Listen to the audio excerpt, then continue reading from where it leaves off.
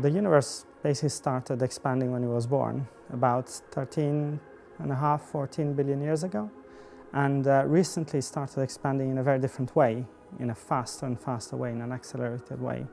And we think that's to do with something which is called dark energy.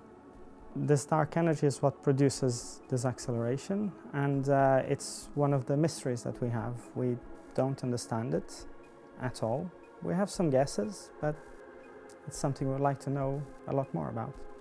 One thing that Einstein taught us is that light travels at a given speed, which means that if you're looking at an object far away, you're effectively looking into the past.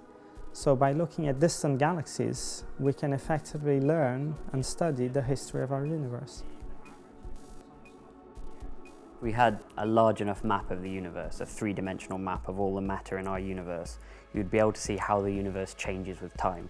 So you could see the effect of dark energy as time goes on through this map. Very far away things will look different to how they are now, and we can use that to learn about the way dark energy is. It's very difficult to make these kind of maps. So when you look out into the distant universe, all you can see is galaxies, which are made of normal matter like this chair, which is called baryonic matter. But most of the physical matter in our universe is something we don't really understand, called dark matter. And this is a second great mystery of cosmology. And dark matter, you can't see it. So we have to come up with some way of making these 3D maps with the dark matter in it, even though you can't see this dark matter. Imagine that you are observing a galaxy which is far away, and that there is some dark matter between this galaxy and us. Then the light emitted by this galaxy is slightly modified, the path of the light is slightly modified, so what you observe at the end is the shape of the galaxy which is slightly modified. There is a shearing of the shape, and this shearing is called weak gravitational lensing.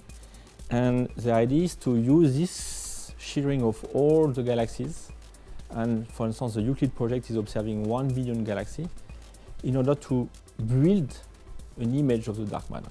Weak gravitational lensing is not a large effect. You need to remove other effects that you might get, for example, the kind of atmospheric effects, weather and things like that, just air when you take an image of these galaxies from the ground. So it's very useful to be able to go into space, and that's what the Euclid mission does. It will have a camera in space taking images of a huge amount of galaxies far away without these problems of being on Earth and having to look through our atmosphere. DEDALE is a 3-year project funded by Europe with several partners across Europe, including mathematicians, people from electrical engineering and cosmologists. And the idea is to develop new mathematical tools and to push these tools in a way that they can be used for the Euclid project. At CSACLE, close to Paris, we are working on some way to represent the data in an efficient approach. The idea is to compact the information, and then having this new data representation, we try to use them in order to solve inverse problems, it's mathematical problems in cosmology. In space, even where we have fairly ideal conditions, there are distortions introduced into the images that are caused by optical imperfections and tiny movements of the telescope. So with the right software, we can remove this effect and leave fairly pristine galaxy images where the only distortions are due to an invisible foreground dark matter. Even when we know what these galaxies look like, we have nice images, we still need to know where these objects are.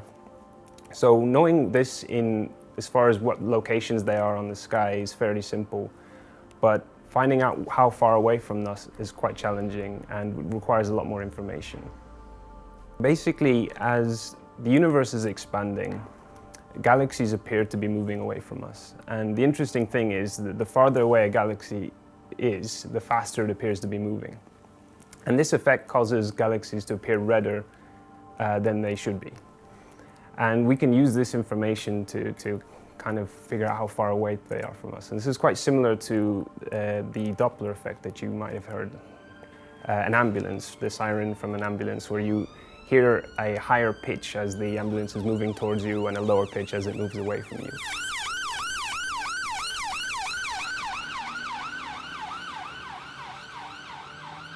So this is exactly the same thing that happens with a galaxy light. Essentially, the light from the galaxy is redshifted to lower frequencies.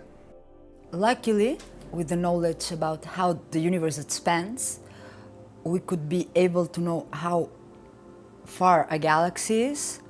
So from the knowledge we have from the telescopes, one could just look at it and guess it. However, this won't be accurate enough to create these 3D maps. So we are using new machine learning and deep learning techniques to improve this redshift estimation. In Crete, researchers in fourth developed machine learning algorithms that perform intelligent analysis of the data by simply looking at them. In order to handle with a great amount of the data, the developed techniques are optimized to run simultaneously in novel computing platforms such as in the cloud. The developed techniques are now used in the problem of Euclid redshift estimation with high accuracy. So in London, UCL, we can take the distorted images of galaxies from weak lensing, and we can take their positions from the redshift estimation and put this together to make maps of the dark matter which has caused that distortion of the images. But this is a very difficult problem. Euclid will have 1 billion images of galaxies, and so you have a huge amount of information and you have to put it all together and then get out a 3D map. So we need extremely advanced algorithms, and we need to run them on high performance computers in order to obtain the best answer for this map, which can be obtained from the data.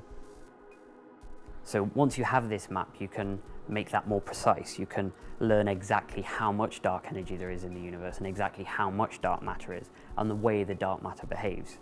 And we compare these maps from these simulated universes to the 3D map that we'll get from Euclid. And we can change the amount of dark matter and dark energy in the simulation and compare it to the 3D maps from Euclid and find which simulation matches the best.